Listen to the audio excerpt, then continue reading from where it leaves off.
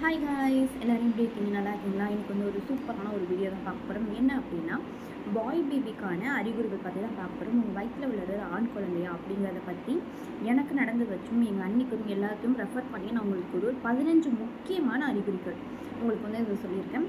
இந்த அறிகுறிகள் வந்து ஒரு மாதமும் எப்படி எப்படி இருந்துச்சு அப்படிங்கிறத நான் வந்து தெளிவாக சொல்கிறேன். வாங்க வீடியோக்குள்ளே போகலாம். அதுக்கு முன்னாடி என் சேனல் ஃபஸ்ட் டைம் பார்க்கணும், சப்ஸ்கிரைப் பண்ண மாதிரி. தேங்க்ஸ் ஃபார் வாட்சிங். வாங்க வீடியோக்குள்ளே போகலாமா? ஃபஸ்ட்டு அறிகுறி என்னென்னா டயர்ட். என் கன்சீவ் ஆன ஃபஸ்ட்டு மந்த் வந்து எப்படி இருந்துச்சுன்னா ரொம்ப டயர்டாக இருந்துச்சு. எப்படின்னா என்னால் இப்போ ஒரு சமைக்கிறேன் அப்படின்னா அந்த இடத்துல நின்று சமைக்க கூட முடியாது, அந்த மாதிரி ஒரு டயர்டாக இருக்கும். நிற்க கூட முடியாது, ரொம்ப சோர்ந்து என் ஃபேஸை பார்த்திங்கன்னா அப்படின்னா ரொம்ப சோர்ந்து இருக்கும். ஸோ ரொம்ப டயர்டாகவே இருக்கும். ஸோ நெக்ஸ்ட்டு அந்த இது அப்படியே தோங்கிட்டே இருந்துச்சு. நெக்ஸ்ட்டு பார்த்திங்கன்னா ஒரு செகண்ட் மந்த் ஆச்சு. செகண்ட் மந்த்லேருந்து தேர்ட் மந்த் வரையுமே வந்து ப்ரெஸ்ட்டு பெயின்ங்கிறது சும்மா சொல்லவே முடியாது, அப்படி ஒரு பெயினாகவே இருந்துச்சு. ரொம்ப முடியவே இல்லை. லைட்டாக வந்து டச் பண்ணாலே வந்து அப்படி ஒரு வலி, ஏதோ ஒரு ரொம்ப ஒரு பெயின், சொல்லவே வார்த்தையே இல்லை அப்படிங்கிற மாதிரி ரொம்ப ஒரு பெயினாகவே இருந்துச்சு செகண்ட் டு தேர்ட் மந்த்லேருந்து. நெக்ஸ்ட்டு வந்து தேர்டு டு ஃபோர்த் மந்த்து இது கண்டிப்பாக வந்து ஒரு பாய் பேபிக்கு உள்ளவங்களுக்கு எல்லாத்துக்குமே கண்டிப்பாக மோஸ்ட்லி இருக்குது அப்படிங்கிற மாதிரி நான் கேள்விப்பட்டேன். ஏன்னா எங்கள் நாதனோட ஃப்ரெண்டாக இருக்கட்டும், எனக்காக இருக்கட்டும், அவங்களுக்குலாம் அப்படி தான் இருந்துச்சு. என்ன அப்படின்னா அந்த பாதம் வந்து அப்படி ஒரு எரியும், அப்படியே காந்தும். எப்படின்னா காலையில் நம்ம தூங்கி எழுந்திருக்கிறோம், காலையில் தூங்கி எழுந்திரிச்ச உடனே பார்த்தீங்கன்னா இந்த கீழே வந்து காலை வைக்கிறோன்னா அப்படியே தக்கன்னு எரியும். இந்த அடுப்புலலாம் காலை வச்சோன்னா எவ்வளோ ஒரு எரியும் சூடு, அந்த மாதிரி ஒரு சூடு தாங்கவே முடியாது, அந்த மாதிரி ஒரு வலி. அது எங்கே நடந்தாலுமே சொல்லி தொடர்ந்து ரொம்ப பெயின் ஆகிடுச்சு. நான் இதுக்கு வந்து என்ன ஒரு இது பண்ணேன் அப்படின்னா, சுடுதண்ணி இருக்குங்களா, சுடுதண்ணியில் வந்து உப்புக்கல் போட்டு நல்லா சூடோடு இருக்கும்போது கால் இடத்துல அதை வச்சு அந்த ஹீட்டை வந்து ரெடியூஸ் பண்ணேன். அப்படி தான் என் கால் வந்து வலி கொஞ்சம் கொஞ்சமாக போக ஆரம்பிச்சு. அது அப்படி நான் 3 to 4 மாதம் அப்படியே பழக ஆரம்பிச்சிருச்சு. அப்படியே பழகி அப்படியே போயிடுச்சு.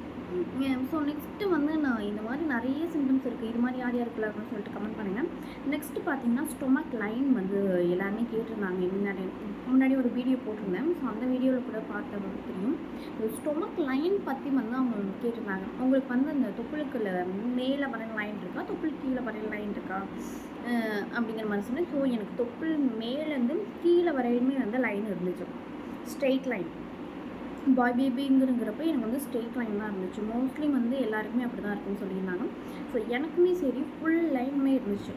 தொப்புளுக்கு மேலேயும் சரி தொப்புளுக்கு கீழேயும் சரி ஃபுல் லைன் வந்து எனக்கு வந்து அது இருக்க ஆரம்பிச்சிச்சு.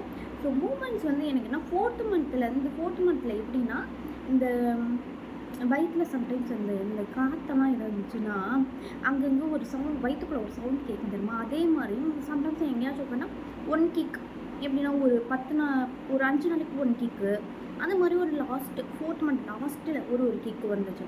அதோட 5th மந்த் லாஸ்ட்டில் பார்த்தீங்கன்னா ஒரு லைட் மூமெண்ட் தெரிய ஆரம்பிச்சிருச்சு. 6th மந்த் ஃபஸ்ட்டு வீக் 2 வீக்ஸில் தான் ஸோ நல்ல கிக் பண்ண ஆரம்பிச்சிட்டாங்க வயிற்றில்.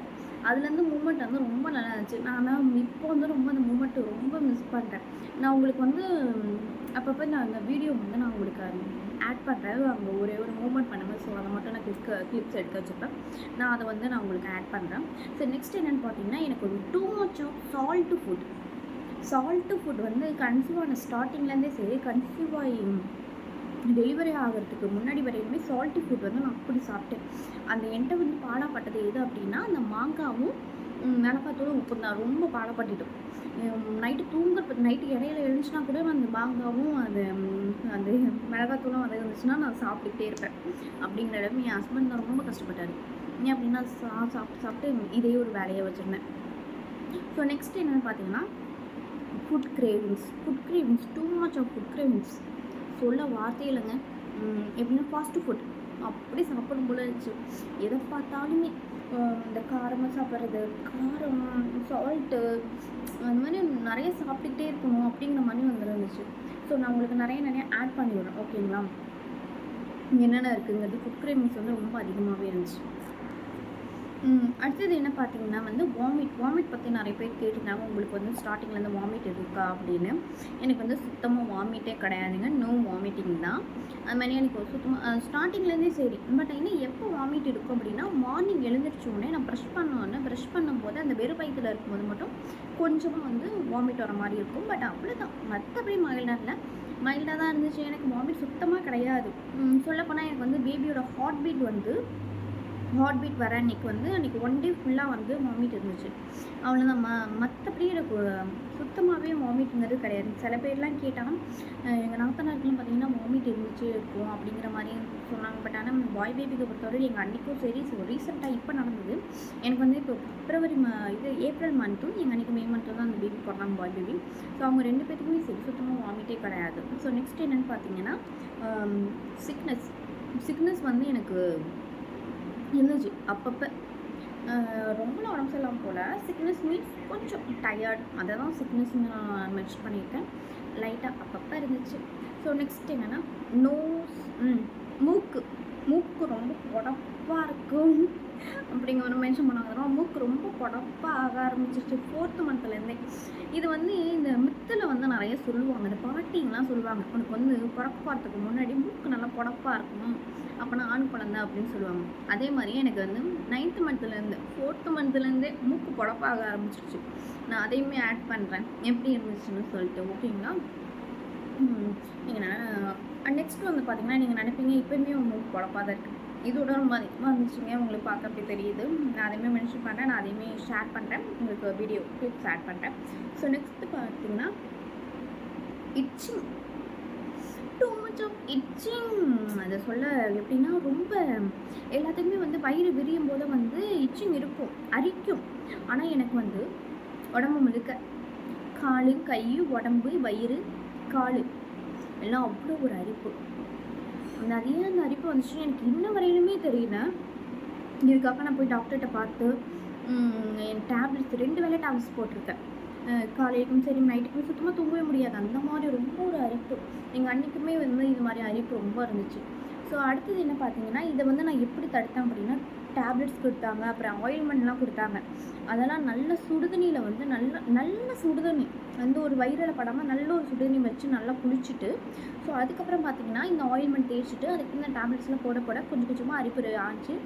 ஆனால் வந்து என்னோட டெலிவரி ஸ்டோரி தான், இச்சிங்கில் தான் என் டெலிவரி ஸ்டோரியே ரொம்ப ஒரு இம்பார்ட்டன்ட். ஏன்னா டெலிவரி ஸ்டோரி வேணும்னு கமெண்ட் பண்ணுங்கள், நான் நெக்ஸ்ட் வீடியோ போடுறேன்.